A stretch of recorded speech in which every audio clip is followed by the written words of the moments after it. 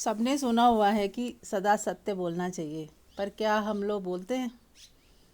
है ना? या किसी हाँ का दिल जी। नहीं दुखाना चाहिए। तो लेकिन बहुत बार ऐसा होता है कि हाँ, अरे दूसरा इतना गलत कर रहा है, हम कैसे ना बोलें उसे, कैसे ना करें।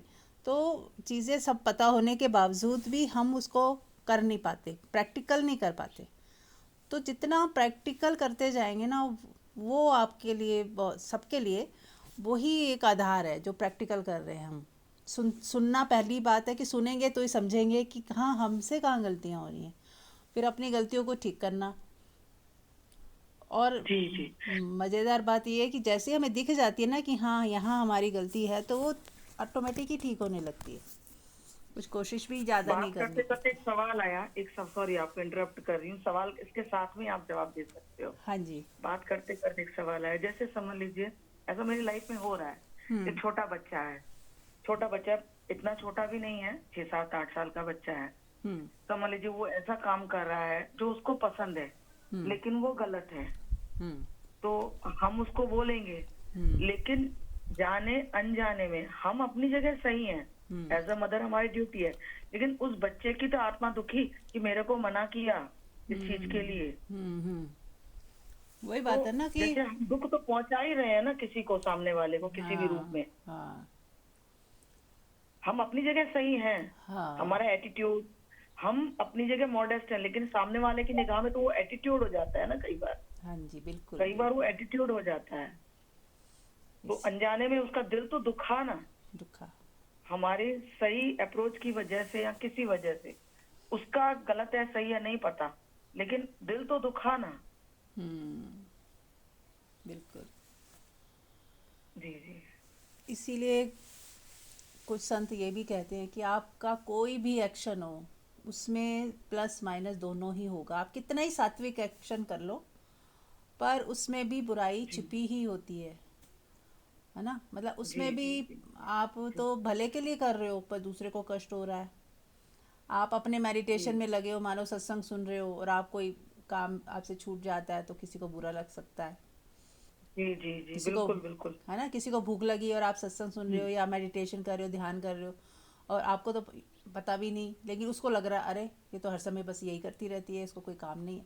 तो हर व्यक्ति को तो, बिल्कुल अब क्या, कहाँ तक हम इस चीज़ को नहीं कर सकते कि किसी का दिल दुखे ही ना। सिर्फ हम एक ही चीज़ कर सकते हैं कि मेरी इंटेंशन ना हो किसी को दुख देने की, है ना? जी। मेरी इंटेंशन ना हो किसी को दुख देने की, मेरी इंटेंशन ना हो इंटरफेयर करने की, मेरी इंटेंशन ना हो कि मैं किसी को कंट्रोल करूं, मेरी इंटेंशन ना हो कि मैं किसी का दिल दुखाऊं या बदले की भावना से भरी हुई तो नहीं हूँ। अपने को बस देखो, किसी को नीचा नहीं दिखाना है, किसी मतलब ये इंटेंशन है, हमारी इंटेंशन अच्छी हो, सबका भला सोच रहे हो। और यदि आपने कभी कुछ कह दिया और किसी को बुरा लगा, पर आपके हृदय में यही था कि मैं तो उसका भला सोच रही हूँ, पर वो भी हमें पता नहीं ना कि हम सोच तो रहे हैं कि भला सोच रहे हैं, पर वो भी कितना भला है या नहीं है। जी हम अपने फियर्स, हमारे अंदर फियर होते हैं बहुत सारे। जैसे बच्चा पढ़ नहीं रहा, अब हमारे अंदर तो फियर है कि इसका क्या होगा, ये बड़े होकर क्या करेगा, क्या नहीं करेगा, और हम उसको डांटते रहेंगे, समझाते रहेंगे, और वो बना ही नहीं पढ़ाई के लिए। मान लो बच्चा वो किसी और चीज़ के लिए बना है, पर हम वो देख ही नहीं बिल्कुल। पाते। तो वहाँ हम खुद ही गलत हैं, लेकिन हम देख नहीं पा रहे हैं कि हम कहाँ गलत हैं, जी जी है ना? तो ठीक है, हाँ, बहुत छोटा बच्चा है तो उसे प्यार प्यार से फुसला के करना पड़ेगा। और उससे पहले तो ये है कि हमें खुद को ठीक कर रखना है। यानी कि अगर हम खुद तो मोबाइल में लगे हैं पूरा दिन, और फिर बच्चे को कहते हैं तूने मोबाइल हाथ नहीं लगाना, तो बच्चा कहाँ से सीखेगा? वो तो वही सीखेगा जो जी देख रहा है। हम खुद टीवी देख रहे हैं, बच्चे को कहेंगे नहीं तूने टीवी नहीं देखना, अब हम खुद तो देख रहे हैं, तो बच्चा तो कहता है भाई खुद तो कर रहे हैं हम, मुझे क्यों मना किया जा रहा है? तो बिल्कुल इसलिए, बिल्कुल। हाँ, तो अगर माहौल बच्चे को जैसा चाहता है, बच्चे को जैसा देना चाहते हो, खुद भी वैसे ही करना पड़ेगा आपको, कि बच्चा वही सीख रहा है जो देख रहा है। बच्चे के अलावा मेरा क्वेश्चन, मतलब कोई भी एक्स वाई जेड, हाँ, हमारे लिए तो बच्चे ही है ना। हम इस एज में आया तो हमारे लिए तो बच्चे ही है ना। हाँ, हमारे लिए हमारे बच्चे भी बच्चे। बच्चे, बर्थडे या ग्रोन अप, बर्थडे या ग्रोन अप। दे लेकिन आर हमारी ग्रोन निगाह में अप। वो गलत हो रहा है, तो हम तो, अपना लगता है कि हमें एक बार बोलना तो हमारा फर्ज है ना कि वो गलत हो रहा है। हमें नहीं मालूम किस पॉइंट पे उसको पिंच कर जाए या हर्ट कर जाए। तो उसके लिए मुझे आपका ये तरीका अच्छा लगता है कि ओपोनोपोनो बोल के उससे माफी मांगे, जाने अनजाने में दुख पहुंचा है तो उसके लिए फिर चीजें थोड़ी कम से कम मानसिक स्थिति दोनों की नॉर्मल हो सकती है उन चीजों से। ये जो हम कहते हैं ना कि एक बार तो कहना बनता है, अगर जी हो सके तो ये भी कहना बंद कर दें, पूरी तरह से ध्यान हटा दें एक बार को, थोड़े समय के लिए, क्योंकि हमारी आदत है ना डरे जी रहने जी की। जी हाँ, हम क्यों कह रहे हैं, हम जी हमें डर है अंदर, डर है कि इसका कुछ गलत ना हो जाए, कुछ खराब जी ना हो जाए, इसका बुरा ना हो जाए, हमारे ही अंदर डर है। उस डर की जी एनर्जी को ही हम दूसरे को दे देते हैं कि तू ऐसे मत कर, ये ना हो जाए, वो ना हो जाए। पहले तो हमें अपने डर से मुक्त हो जाए, फिर प्यार की एनर्जी जब हमारे अंदर होगी ना, वो उस एनर्जी से ही अगर हम किसी को बोलें तो बोलें, नहीं तो ना ही बोलें, शांत रहें और अपने यही होपोनोपोनो करें या प्रेयर करें या परमात्मा से पहले तो धैर्य मांगें कि मैं नहीं जानती क्या सही है क्या गलत है, क्या कहना चाहिए नहीं कहना चाहिए, हो सकता है ये सही हो रहा हो, मैं मुझे ही नहीं दिख रहा, ये भी तो हो सकता है, क्योंकि चला तो जी जी प्रकृति ही रही है।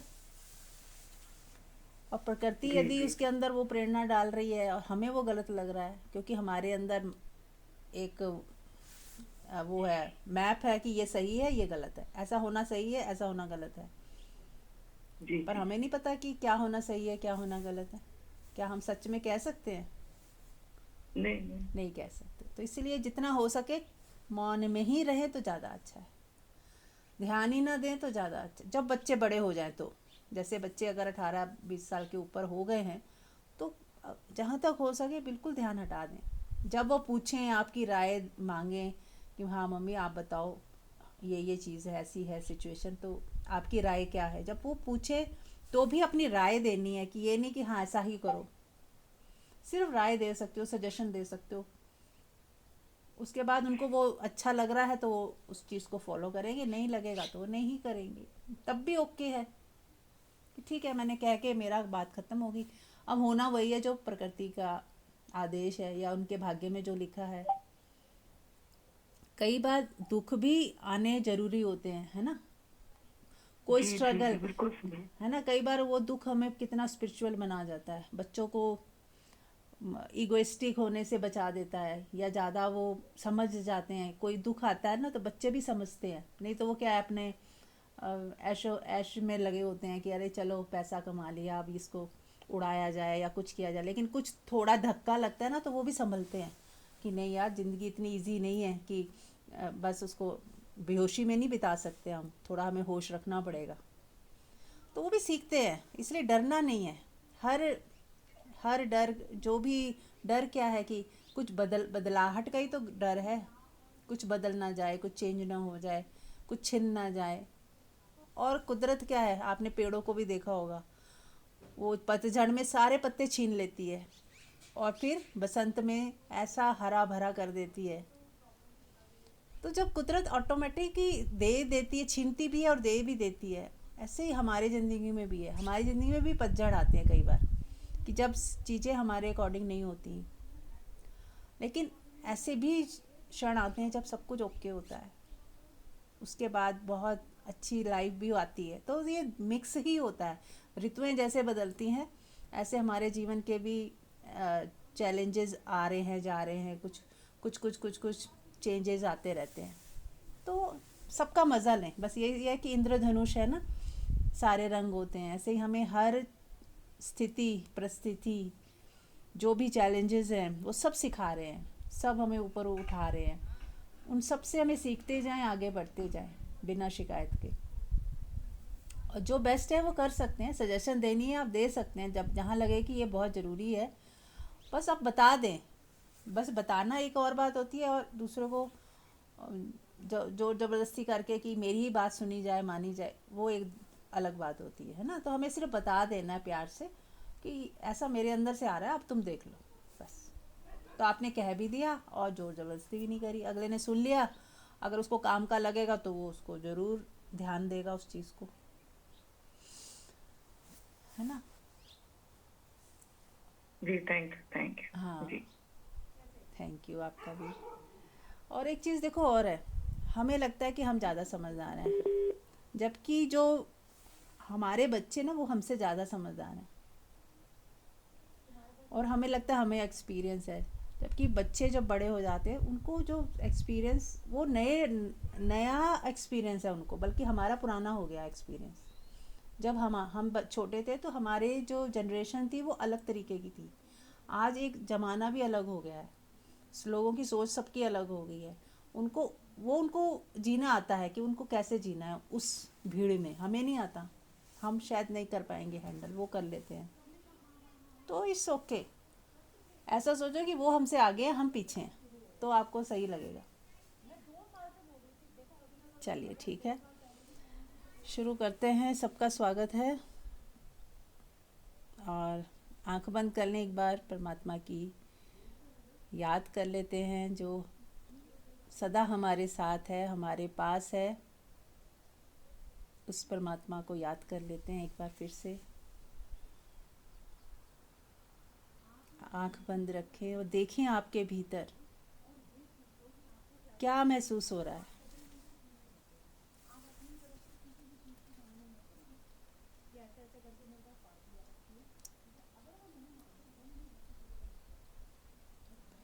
देखिए कैसा फील हो रहा है।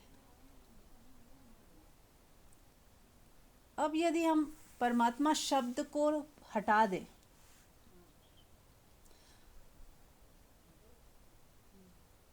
तो कैसा फील होता है। सबको एक साथ अनुभव करें, महसूस करें। जैसे पानी की 3 अवस्थाएं होती हैं, बर्फ, पानी और भाप। ऐसे ही हमारे पास भी 3 अवस्थाएं हैं। एक तो है शरीर है जो ठोस है, मन है, विचार हैं, भावनाएं हैं जो पानी की तरह है, बहती हैं, मूवमेंट है उसके अंदर। और फिर हमारी आत्मा का तल है जो बिल्कुल सूक्ष्म है, नज़र भी नहीं आता, भाप की तरह है। जो हम कहते हैं कि देखने वाला कोई है जो देख रहा है, जान रहा है, वो हमारा ही एक रूप है जो भाप की तरह है, जो भाप की तरह है। तो हम अपने तीनों रूपों से के साथ परिचित हो जाएं कि हमारे ही अंदर शरीर है, हमारे अंदर मन है और हमारे अंदर शून्यता भी है, स्थिरता भी है, ठहराव भी है। अब वो हमारे ही तीनों रूप हैं। अब यदि कोई सिर्फ शारीरिक तल पे जिएगा तो क्या होगा, केवल शरीर बन के रह जाएगा। वो सिर्फ अपनी इंद्रियां ही उसको दिखेंगी कि बस खा रहा है, पी रहा है, सो रहा है, एंजॉय कर रहा है, एंटरटेनमेंट की तरफ भाग रहा है, वस्तुओं के पीछे भागेगा वो व्यक्ति।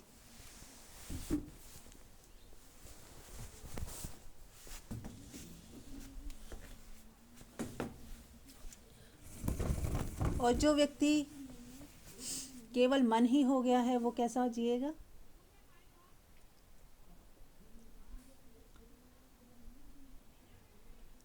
विचारों में, पढ़ने में, सुनने में, ज्ञान सुनेगा, अपनी समझ को बढ़ाएगा, बौद्धिक ज्ञान ज़्यादा लेगा, किताबों में ज़्यादा मस्त रहेगा, सीखने की कोशिश करेगा, है ना। और इंद्रियों के मामले में थोड़ा बहुत करता रहेगा, लेकिन ज़्यादा उसका फोकस रहेगा बौद्धिक ज्ञान के ऊपर, अपनी समझ के ऊपर, कि मेरी समझ डेवलप हो जाए किसी तरह। मुझे मेरा मन जो मुझे दुखी करता है, मैं उसको सीख लूँ, कहाँ गलतियाँ मैं कर रही हूँ वो मैं सीख लूँ। तो वो बौद्धिक ज्ञान में ही रहता है। फिर जो लोग साधना करते हैं या उससे भी आगे जाना चाहते हैं, वो शून्य की तरफ बढ़ते हैं। कि यदि जैसे मैं नींद में होता हूँ तो कैसा होता है, जब हम नींद में होते हैं तो हम बिल्कुल शून्य हो जाते हैं, शून्यवत हो जाते हैं। हमें ना अपने शरीर का बोध रहता है, ना मन का बोध है, ना हम अपने नाम का भी पता नहीं कि मेरा नाम क्या है, मैं कहाँ पे हूँ, कहाँ सो रहे हैं, पता नहीं चलता। जगने के बाद याद आता है, फिर से सारी चीज़ें याद आती हैं। तो हमें लगता है कि अच्छा अब ये करना है, वो करना है, अच्छा मैं यहाँ पे हूँ, मेरा नाम ये है, मुझे अब ये चाहिए, मुझे वो करना है, आज मेरे ये काम है, वो सब याद आ जाते हैं मेमोरी की वजह से। तो जैसे एक इंसान सोचता है कि मैं शरीर, जब मैं सो जाता हूँ तो शून्य हो जाता हूँ, मैं गायब हो जाता हूँ, एक तरह से मेरा होना ना होना हो जाता है। तो वो भी एक अवस्था है हमारी, जागृत में भी वो रहती है। जब हम जाग रहे हैं, काम कर रहे हैं, सोच रहे हैं, तो भी पीछे कोई है जो शून्यवत है, जो शून्यवत है, अभी भी है, जो देख रहा है, जान रहा है। ऐसा कहते हैं देख रहा है, जान रहा है, लेकिन बस वो हो है, प्रेजेंस है उसकी। ऐसा मत सोचिए कि कोई देख रहा है, कोई व्यक्ति है वहाँ बैठा, कोई देख रहा है, नहीं। सिर्फ कुछ ऐसा है जो शून्यवत है, ठहरा हुआ है, शांत है ना। तो हम परमात्मा शब्द यदि ना भी इस्तेमाल करें तो अपने तीनों स्वरूपों को एक साथ महसूस करें। आंख बंद रखें और देखें, आप अपने आप को देखें, अपनी पूर्णता को देखें कि आप कंप्लीट हो।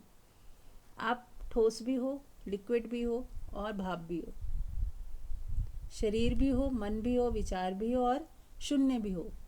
आप ही हो, आप ही नटराज हो, यानी कि आप में ठहराव भी है, शांति भी है और नृत्य भी है, यानी कि कुछ ना कोई मूवमेंट भी है। देखें, अपने स्वयं को महसूस करें। परमात्मा कहने से भी दूरी हो जाती है। ऐसा लगता है कई बार कि परमात्मा शायद कहीं सातवें आसमान में है। ऐसा होता है ना, हमें लगता है कि कहीं और है, किसी और को हम इन्हें याद किया। क्योंकि याद करने का मतलब क्या है कि कोई जो भूल गया था या वो था नहीं मेरे पास, हमसे दूर है, उसी को तो याद करेंगे। तो ज्ञानियों ने क्या देखा कि अगर परमात्मा शब्द को, कुछ लोग परमात्मा को, मधु जी म्यूट कर लें, कुछ लोग परमात्मा को इस तरह से देखते हैं कि बहुत दूर है, पता नहीं वो सुन भी रहा है कि नहीं, पता नहीं वो देख भी रहा है कि नहीं, डाउट रहता है हल्का सा। तो जो ज्ञानी हुए उन्होंने कहा कि परमात्मा शब्द ही हटा दो। जैसे बुद्ध हुए, उन्होंने कहा परमात्मा है ही नहीं, छोड़ो, तुम तो हो, तुम्हारा होना तो है ना, इसमें कोई डाउट है क्या तुम्हें? क्योंकि वो जानते थे कि परमात्मा कण कण में है और तुम्हारे अंदर भी है। जैसे सोना ही आभूषण बन जाता है, ऐसे ही परमात्मा से ही सब हुआ है, तो तुम भी तो उसी का ही पार्ट हो। तो उन्होंने, लेकिन वो परमात्मा शब्द से कुछ कंफ्यूजन हो रहा था, तो उन्होंने कहा ये हटा ही दो, आप स्वयं का बोध करो, मैं हूं, अपने बोध में स्थित हो जाओ, अपने आप में स्थित हो जाओ, अपने आप में ग्राउंडेड हो जाओ। करके देखें, आंख बंद करके देखें, बस अपने में स्थित हो जाएं सब।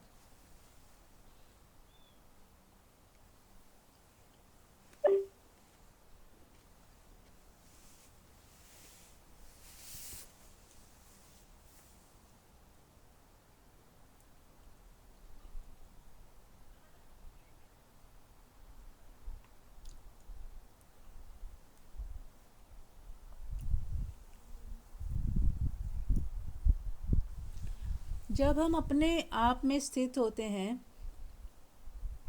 तो मन और विचार थम जाते हैं। क्योंकि जब हम कहते हैं हे मेरे परमात्मा, परमात्मा को हम याद कर रहे हैं, तो मन एक्टिव रहता है, विचार भी एक्टिव रहते हैं, इमेजिनेशन भी आ जाती है थोड़ी सी, है ना, आ जाती है ना, कि परमात्मा, उसको हम ऐसे इमेजिनेशन करते हैं या प्रार्थना करते हैं कि हे मेरे परमात्मा, तू दयालु है, तू सदा कल्याणकारी है। तो हम विचारों का भी प्रयोग करते हैं। परंतु यदि परमात्मा शब्द हटा दिया जाए तो आपका होना ही कल्याणकारी है, आप ही कल्याणकारी हो। यदि आप सोचते हो तो आप ही सुन रहे हो, आपकी बात कौन सुनता है? आप ही के अंदर आप ही हो, आप ही का एक रूप सुन रहा होता है।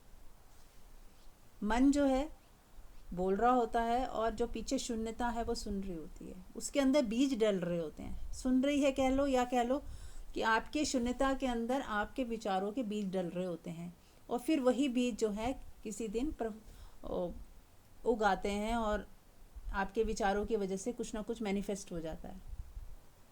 तो वो जो शून्यता भूमि है जिसमें आप विचारों के बीज डालते रहते हो, जो भी सोचते हो वो आप बीज डाल रहे हैं, वैसा ही होने लग जाएगा प्रकृति में। तो यानी सब कुछ आप ही के हाथ में हो गया कि आप ही जिम्मेदार हो, आप ही क्रिएट कर रहे हो, आप ही डिस्ट्रॉय कर रहे हो और आप ही संभाल रहे हो। तो ब्रह्मा विष्णु महेश भी आप ही हो गए। तो कुछ लोग इस तरह से समझाते हैं और ये भी सही है, जिसको ये समझ आ जाए इसी में टिक जाए। दोनों में सिर्फ बताने का ही भेद है। ऐसा नहीं है कि वो परमात्मा को छोड़ के बात की जा रही है, क्योंकि परमात्मा के अलावा कुछ है नहीं, या फिर आपके अलावा कुछ है नहीं, ऐसा भी कह सकते हैं। जो आपका शून्यता है, आप ही का तल है, वो भी उस शून्यता के अलावा कुछ नहीं है। यानी कि शून्यता भी है, मूवमेंट भी है, और ठोस स्थिर ये जो हम कहते हैं कि जो दिखाई दे रहा है वो सब क्या है? ठोस है, कुछ दिखता है हमें। विचार नहीं दिखते, है ना, इमोशंस नहीं दिखते, पर फिर भी वो हैं, पता चलता है। ऐसे शून्यता भी है जहाँ विचार भी नहीं है, शून्य इमोशंस भी नहीं है, पर केवल शून्यता है हमारे ही अंदर। तो क्यों ना जो चीज़, अब इसमें कोई डाउट नहीं होता, है ना। जब हम कहे परमात्मा है ये नहीं है तो डाउट होता है, कोई कहता है कोई कहता नहीं है। लेकिन यदि हम ये कहते हैं कि आप हो, इसमें कोई डाउट है, तुम्हारे होने में कोई डाउट है क्या, तो आप पाओगे कि कोई डाउट नहीं है। चलिए बताएं, आप कैसा लग रहा है? समझ आ रही है? कुछ अनुभव हो रहा है? बस अपने आप को अनुभव करो, जो भी हो, जैसा भी हो। कुछ उसमें जोड़ना नहीं, घटाना नहीं, कुछ इमेजिनेशन नहीं करनी, कुछ सोचना नहीं, इमेजिनेशन नहीं करनी है। ये आत्मबोध है, इसमें इमेजिनेशन नहीं करनी। जो जैसा दिख रहा है, जैसा पता चल रहा है, बस उसी के साथ हो जाओ।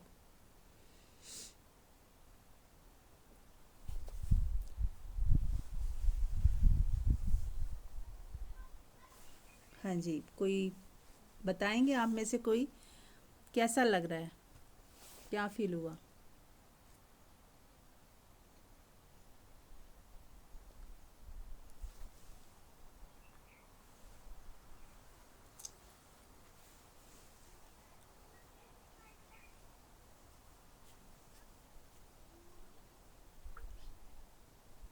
प्रणाम मीरा जी। प्रणाम। मीरा जी प्रणाम। प्रणाम मधु। मुझे तो ऐसे लग रहा था कि बस आत्मा के अलावा ना कुछ भी दिखाई नहीं दे रहा था, कि भाई एक आत्मा है या कुछ बस एक फीलिंग सी है, जो कि मुझे आत्मा परमात्मा जो भी कह लो। हाँ, तो बस यही मुझे फील हो रहा था और कुछ नहीं हो रहा था। Very good. और कोई? और कोई बात बोलना हाँ चाहेगा? जी। हाँ संध्या जी। जी। हाँ जी, बस एक थोड़ा सा ठहराव सा लग रहा था, विचार बस ऐसा लग रहा था, बस बैठे हैं स्थिर होके, अंदर ही अंदर अपने में है। राइट, बस वेरी नाइस। तो फर्क पता चला Thank you. क्या है? फर्क ये है कि पहले हमें हमारा बोध सिर्फ यही था कि हम शरीर, मन, बुद्धि हैं, विचार हैं और इमोशन है। अब हमें एक और चीज़ का पता चला है कि हमारे ही अंदर एक स्थिरता भी है, शून्यता भी है, उसको साथ लेके चलना है। अब पूरा दिन काम करते हुए आप अपनी स्थिरता को, अपनी शांति को साथ लेके चलो। झलकनी चाहिए वो, आपकी बात कर रहे हैं, आपका मौन झलकना चाहिए बात करते समय। काम कर रहे हैं लेकिन उसमें भी आपका एफर्टलेसनेस झलकनी चाहिए कि ऐसे एफर्टलेसली काम हो रहा है, कोई एफर्ट ही नहीं लग रहा, जल्दबाजी ना हो, शांति हो, प्रेम हो, समझ रहे हैं? तो आप एक कंप्लीटनेस फील करोगे। अभी इसलिए हम कंप्लीट नहीं, हमें लगता था पर कोई कमी है, सबसे पूछो सब कुछ है पर कुछ कमी है। तो यही कमी रह जाती है जो हम बाहर ढूंढते हैं, हमें लगता है कहीं बाहर से पूरी हो जाएगी, क्योंकि हमें पता ही नहीं है कि जो कमी महसूस होती है वो हमारे ही अंदर उसका भराव है, बाहर से नहीं हो सकती। बाहर से ऐसा दिखता है पर होती कभी भी नहीं, बल्कि और हमें खाली कर जाती है और हमारे अंदर टेंशन पैदा हो जाती है। तो जब हम ध्यान में बैठते हैं, आंख बंद करके बैठते हैं, अपने मौन को देख पाते हैं, अपनी शांति और स्थिरता को देख पाते हैं, बस यही है हमारा जो, इसी को परमात्मा कह लो, आप आत्मा कह लो, मौन कह लो, आप आपका होना कह लो, है ना? कि मुझे मेरा बोध हो गया, सेल्फ रियलाइजेशन हो गया कि मैं तीनों ही मैं हूँ, क्योंकि मेरे अंदर विचार भी हैं, मेरे ही अंदर इमोशंस भी हैं और मेरे ही अंदर शरीर भी है। हाँ जी। मुझे एक और चीज फील होती है जब मैं इसमें अंदर जाती हूँ अपने अंदर, तो जो मुझे ब्रह्मनाथ बाहर सुनाई देता है वो ऐसा लगता है मेरे अंदर से निकल रहा है। ये मुझे और फील होता है जब सब विचार मन वगैरह सबसे हटके जब अंदर ही अंदर जाते जाओ, तो ये मुझे बहुत फील होता है कई बार। नाद ना। यस, हाँ जी। Very nice. पहले नाद बाहर सुनाई देता था, ओके। ऊपर से बाहर से, लेकिन वो लगता है फिर बाद में जब बिल्कुल पूरे ध्यान सब जगह से हट जाता है तो ऐसा लगता है हमारे अंदर से निकल रहा है। बाहर की कितनी आवाजें आ रही हूँ कुछ सुनाई नहीं देती, बस वो अंदर का नाद ही सुनाई देता है। हाँ जी, बहुत ही सुंदर। देखो ऐसे अपने आप चीज़ें खुल रही हैं। पहले से लगता था बाहर से हैं, इन कानों से सुन रहे हैं, अब बिना कानों के भी आपको सुनाई दे रहा है, यानी कि अंदर ही अंदर वो गूंज रहा है और अंदर ही अंदर आप नादी बन गए, आप नादी हो। एक्चुअली आप हर जगह हो, इसीलिए तो कहते हैं तुम सब जगह हो, नाद में भी तुम हो, तभी तो तुम्हें नाद अंदर भी सुनाई दे रहा है। कान बंद कर लो, कितना ही कान बंद कर लो आपको सुनाई देगा। तो बिना कान के कैसे सुनाई दे रहा? क्योंकि तुम ही नाद हो, तुम ही पूरे ब्रह्मांड में फैली हुई ऊर्जा हो। इसीलिए हमें पता चलता है। ठीक है, बहुत सुंदर। और किसी का प्रश्न है तो बताएं।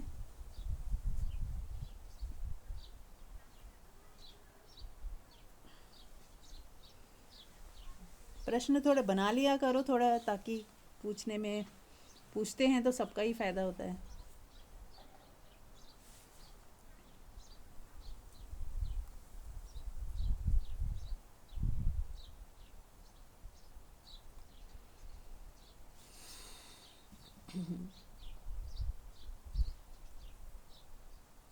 चलिए, कोई प्रश्न नहीं है तो आगे बढ़ते हैं।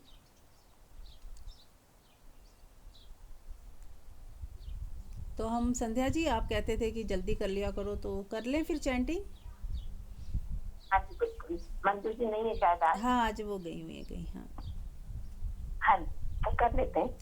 ठीक है। तो ये गंगा बहाते हैं आज फिर से 4 लाइनों की। सब लोग रेडी हैं? आंख बंद कर लें। इस 4 लाइनों का यही मतलब है कि पहला कि मैं जिम्मेदार हूँ, कुछ ना कुछ भूलें तो मुझसे हुई हैं, अज्ञानतावश ही हुई हैं। हम क्या करते हैं, गलत को सही मानकर कुछ सोच लेते हैं, कुछ कह देते हैं, कोई निर्णय ऐसे गलत ले लेते हैं जो कि सही नहीं होते, और भूल होती ही है।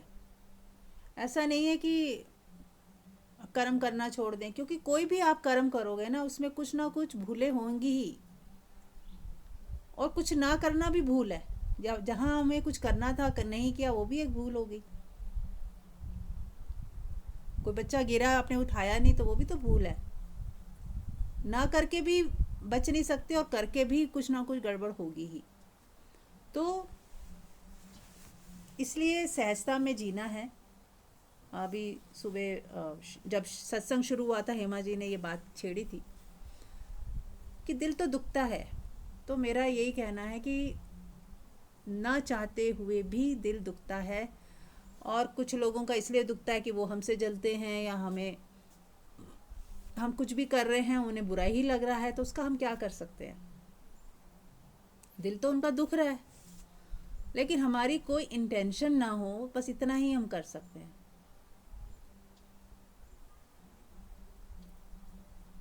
ये प्रकृति बनी ही ऐसी है।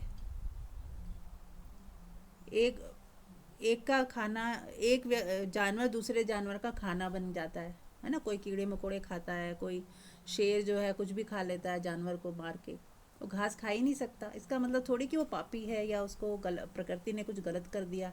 एक बैलेंस उसको बनाना होता है, तो वो कुछ ऐसा करती है जिससे बैलेंस बना रहे। ऐसे ही हम जब फल तोड़ के खाते हैं, वो भी तो जिंदा हैं एक तरह से, पर खाते हैं। अभी और वो पेड़ पे लगे रह सकते थे, पर हम तोड़ लेते हैं, खाते हैं। तो कहाँ तक हम बच पाएंगे। आप श्वास भी लेते हो तो भी आप कितने जीव मर जाते हैं। अब बोलते हो कितने जीव मर जाते हैं। आप गैस जलाते हो, गैस में जब भाप उड़ती है, चाय बना रहे हो, जो भाप उड़ती है उससे कितने जीव मर जाते हैं, सूक्ष्म जीव। पर क्या कर सकते हैं ना, हमारी कोई इंटेंशन नहीं है कि हम उनको मारें, लेकिन बचाव करना पड़ता है। मच्छर होते हैं, मारना ही पड़ते हैं या उनको भगाना पड़ता है, कुछ करते हैं हम लोग कई बार। तो कुछ ना कुछ हिंसा होती ही है, लेकिन हम बच नहीं सकते। ऐसा नहीं है कि हिंसा होनी ही नहीं चाहिए, ये कुदरत की बनाई हुई चीज़ें होती ही है। कुछ ना कुछ कोई किसी ना किसी का दिल दुखता ही है। बस एक ही चीज़ है, आपको जो सही लग रहा हो, राइट लग रहा हो, बिना किसी ईर्ष्या द्वेष के, राग द्वेष के, आपको जो सही लग रहा है आप बस वो करते जाएं। आपकी इंटेंशन खराब ना हो कि अच्छा मैं ये कर रही हूँ, इसका दिल दुखेगा तो इसलिए मैं करूँ। नहीं, आपने बिना इंटेंशन के कि किसी को दुख रहा है दिल, तो आप कोशिश करोगे कि उसका दिल ना ही दुखे, मैं वो काम करूँ ही ना, पहली बात। फिर भी यदि आपको लगता है कि आपकी ग्रोथ के लिए वो चीज़ ज़रूरी है या आपको सही लग रहा है तो आप करते हो। फिर लेकिन आप कुछ नहीं कर सकते कि कोई दूसरा व्यक्ति दुखी हो रहा है ना। तो इसलिए बस इंटेंशन अपनी ठीक रखें, बाकी प्रकृति पे छोड़ दें। फिर भी हमें माफ़ी तो मांगनी ही है, ताकि हमारी इस माफ़ी मांगने से एक तो हमें माफ़ करने की आदत, कि हम एकदम से माफ़ी मांग नहीं पाते। कई लोग अगर ये चैंटिंग करते रहें तो उन्हें माफ़ करने की एक हैबिट सी पड़ती है। और दूसरा, लेट गो करना आसान हो जाता है, क्योंकि हमें पता है कि अपने को हमें साफ रखना है, तो हमें लेट गो करना है, माफ़ करना ही है। तो चलिए शुरू करते हैं। आंख बंद कर लें और सबसे पहले उन सबको याद करेंगे जिन्होंने आपका कभी दिल दुखाया हो, आपसे कोई चीटिंग की हो इस जन्म में या किसी भी जन्म में। पहले उनको माफ़ कर दें, सच्चे हृदय से माफ़ कर दें कि मैं अब कोई पुराना हिसाब किताब नहीं रख रही हूँ, मैंने सबको माफ़ किया और मेरे को कोई गिला शिकवा भी नहीं है। मैं चाहती हूँ कि आप लोग अपनी अपनी ज़िंदगी में बहुत सुखी रहें, आनंदित रहें। मैं आपको प्रेम करती हूँ, आपके लिए दुआ मांगती हूँ। और कहीं ना कहीं मेरे से भी गलतियाँ हुई होंगी, उन सब के लिए I am sorry, please forgive me, thank you, I love you. I am sorry, please forgive me, thank you, I love you. I am sorry, please forgive me, thank you, I love you. I'm sorry. Please forgive me. Thank you. I love you. I'm sorry. Please forgive me. Thank you. I love you. I'm sorry. Please forgive me. Thank you. I love you. अब हम उन सबको आशीर्वाद देंगे कि हमने उनको माफ़ किया, वो खुश हैं। देखें कि सब लोग जिन्होंने आपको दुख दिया था अब वो अच्छा फील कर रहे हैं, आनंदित फील कर रहे हैं। अब हम जो है, हम अपनी गलतियों के लिए उन सब से माफ़ी मांगते हैं जो इस जन्म में या किसी भी जन्म में हमने उनका दिल दुखाया हो, उनको कष्ट दिया हो, जाने अनजाने हमने उनका दिल दुखाया हो। उन सबको याद करते हुए जितने भी लोग हैं, आप अपने फैमिली मेम्बर्स को देखें, अपने मित्रों को देखें, अपने एम्प्लॉयज़ को देखें, अपने एंसेस्टर्स को देखें, सबको एक साथ देखते हुए और सबसे अपने भूलों की माफ़ी मांगते हुए, I am sorry, please forgive me, thank you, I love you. I am sorry, please forgive me, thank you, I love you. I am sorry, please forgive me, thank you, I love you. I'm sorry. Please forgive me. Thank you. I love you. I'm sorry. Please forgive me. Thank you. I love you. I'm sorry. Please forgive me. Thank you. I love you. अब हम जितने भी ग्रह नक्षत्र हैं उनसे अपने कर्मों की माफ़ी मांगते हुए, क्योंकि कुछ तो कुछ गड़बड़ हमने करी है कि कई जन्मों में, उसकी वजह से ही हमें इस तरह के हमारी कुंडली बनी है। जो भी हमारे दोषा आए हैं उन सब के लिए अपने कर्मों को, उनकी रिस्पॉन्सिबिलिटी लेते हुए कि हाँ हुई हैं गलतियाँ हमसे। देखें कि सभी नक्षत्र के जो स्वामी हैं वो खड़े हैं आपके सामने ना, सूर्य, मंगल, राहु, केतु, बुध, गुरु, शुक्र, शनि, सब खड़े हैं और आप उनसे माफ़ी मांग रहे हैं अपने कर्मों की और विनती कर रहे हैं कि आप हमें ब्लेसिंग दें कि हमारी लाइफ जो है अच्छी बीते, शानदार बीते, और जो भी दोष हों वो उन दोषों को हटा दिया जाए और हम अपने किए पे शर्मिंदा हैं और माफ़ी मांगते हैं। I am sorry, please forgive me, thank you, I love you. I am sorry, please forgive me, thank you, I love you. I am sorry, please forgive me, thank you, I love you. I'm sorry. Please forgive me. Thank you. I love you. I'm sorry. Please forgive me. Thank you. I love you. I'm sorry. Please forgive me. Thank you. I love you.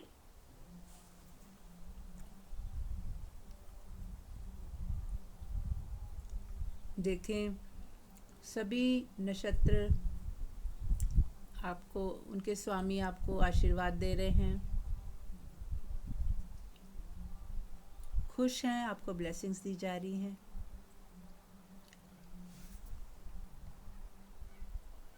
अब हम 5 elements को याद करेंगे, जल, वायु, अग्नि, पृथ्वी।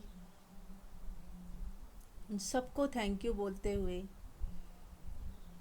अपने भीतर के भी पांचों तत्वों को थैंक यू बोलते हुए अपने शरीर को महसूस करें कि ये भी पांचों तत्वों का ही बना हुआ है।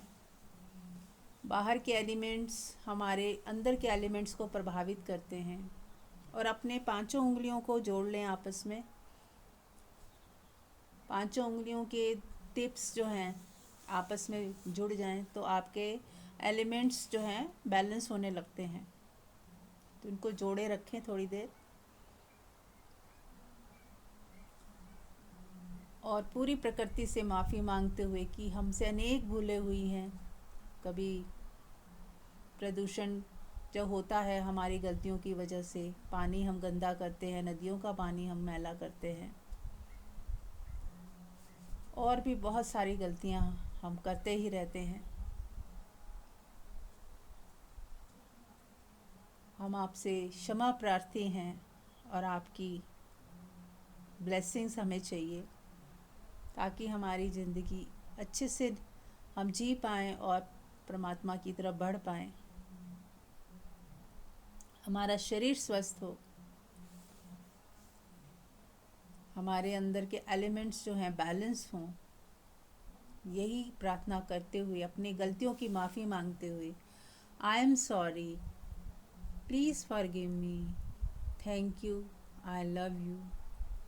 I am sorry, please forgive me, thank you, I love you. I am sorry, please forgive me, thank you, I love you. I'm sorry. Please forgive me. Thank you. I love you. I'm sorry. Please forgive me. Thank you. I love you. I'm sorry. Please forgive me. Thank you. I love you. अब हम अपने body parts को देखें, अपने शरीर को देखें। हमारे शरीर को के जितने भी अंग हैं उनको प्यार करते हुए उन पे हाथ आप फेर सकते हैं कि उनको सहलाएं, उन्हें प्यार करें अपने हाथों से। और हमें माफ़ी मांगनी है क्योंकि हम कई बार अब बहुत टॉर्चर करते हैं अपनी बॉडी को। आंखें थक जाती हैं फिर भी पढ़ते रहते हैं या देखते रहते हैं। नींद आ रही होती, कई बार सोते नहीं हैं। भूख लगी होती है, खाते नहीं हैं। बहुत तरीक़ों से हमारी बॉडी टॉर्चर होती है। तो उन सब के लिए अपने ही शरीर से माफ़ी मांगते हुए, I am sorry, please forgive me, thank you, I love you. I am sorry, please forgive me, thank you, I love you. I am sorry. Please forgive me. Thank you. I love you. I'm sorry. Please forgive me.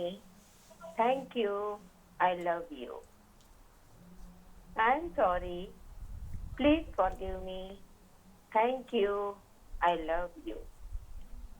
I'm sorry. Please forgive me. Thank you. I love you.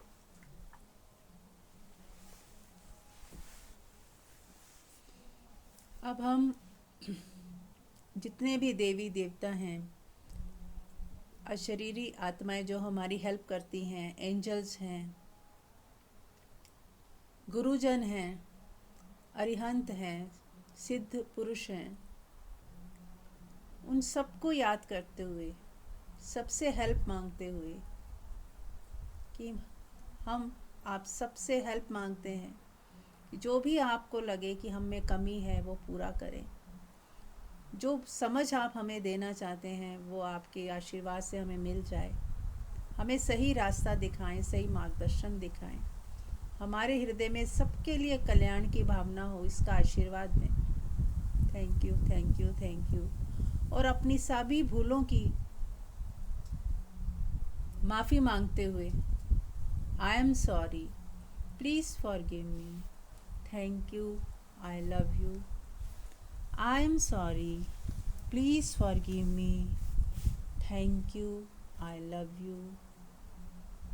I am sorry. Please forgive me, thank you, I love you.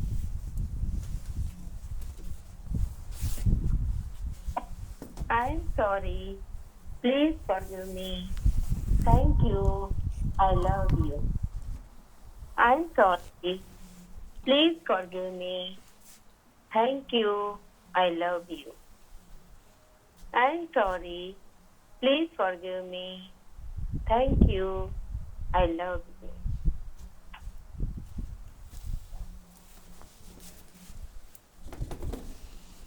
Mute कर लें।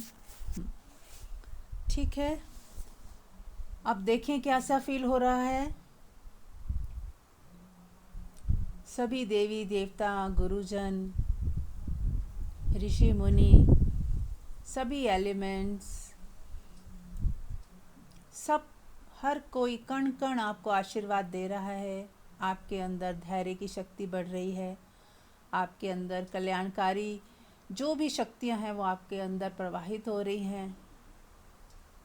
आपके अंदर निरोगता की शक्ति बढ़ रही है। आपको स्वास्थ्य प्रदान किया जा रहा है। आपका शरीर स्वस्थ हो। आपके अंदर एनर्जी का फ्लो बढ़ा दिया गया है। आप स्वस्थ महसूस कर रहे हैं। और जो भी किसी को अगर रोग है, दिक्कत है, परेशानी है, वो सब बहता हुआ महसूस करें कि उनके आशीर्वाद से आपकी हीलिंग हो रही है और आपकी सारी नेगेटिविटी, सारी दुख, पीड़ा, परेशानी, बीमारियां सब निकल के बह रही हैं और सूर्य में जाके विलीन हो रही हैं। सबको थैंक यू बोल दें। और अभी समय है तो मैं एक चीज़ और करा देती हूँ। अभी कुंभ का मेला है तो हम एक बार फिर कुंभ में स्नान कर लेते हैं। जरूर जरूर। हाँ जी, तो देखें अपने आप को कि आप कुंभ के मेले में जा चुके हैं, पहुंच गए हैं वहाँ पे अपने भाव शरीर से, अपनी एनर्जी बॉडी से। अब आप देखें, 2 मिनट मैं दे रही हूँ, आप अपने हिसाब से एक्सप्लोर करें। आपके अंदर से अपने आप आएगा कि आप कैसे उसको यूज़ करते हैं, गंगा में कैसे आप स्नान करते हैं। तो अभी गंगा स्नान से पहले आप थोड़ा सा घूम लें, देखें कि वहाँ पे टेंट लगे हैं, बहुत सारे ऋषि मुनि हैं। आप बहुत खुश हो रहे हो वहाँ पहुँचकर, आपको बहुत अच्छा लग रहा है। उस वाइब्रेशन में पहुँच के आपको वो सारी वाइब्रेशन महसूस हो रही है। आपकी एनर्जी एकदम बढ़ गई है। आपको महसूस हो रहा है कि आप बहुत ऊर्जा क्षेत्र में, बहुत भारी, बहुत ज़्यादा ऊर्जा क्षेत्र है जहाँ, वहाँ पहुँच गए हो और आपकी पूरी बॉडी वाइब्रेट हो रही है। आपके चक्रा एकदम ब्राइट हो गए हैं। आप बहुत अच्छा महसूस कर रहे हो, सबको प्रणाम कर रहे हो और जो भी आपको देखता है आपको आशीर्वाद दे रहा है। बहुत सारे ऋषि मुनियों की निगाह आप पे पड़ी है और आपको आशीर्वाद दिए जा रहे हैं और आप उनका धन्यवाद कर रहे हो। अब हम धीरे धीरे गंगा की तरफ बढ़ रहे हैं।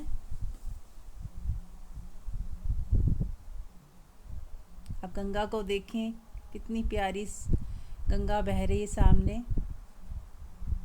आप धीरे धीरे सीढ़ियाँ उतर के जा रहे हैं। अब गंगा में स्नान, गंगा में डुबकी लगाएं। हर हर महादेव, जय गंगा माँ आपके मुंह से निकल रहा है और आप बहुत आनंदित हो रहे हैं। आप गंगा के भीतर जैसे ही डुबकी लगाते हैं, आपकी सारी बीमारियां, नेगेटिविटी उस गंगा जल में धुल जाती हैं।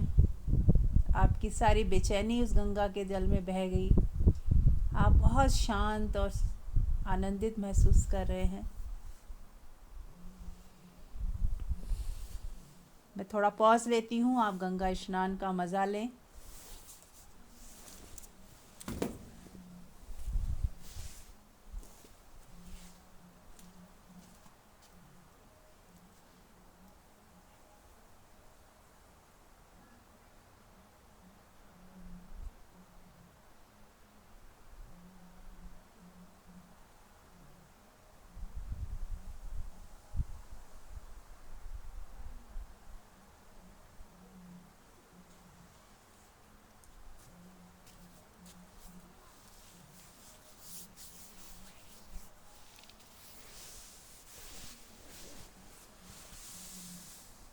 मन ही मन प्रार्थना करते जाएं, जो भी प्रार्थना करनी है आपको करें।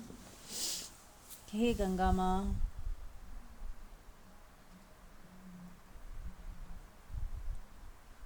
Thank you, thank you, thank you.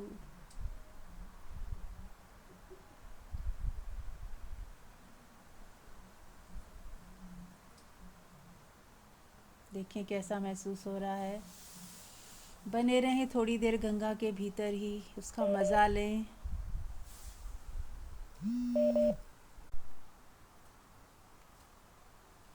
मज़ा लें उसका।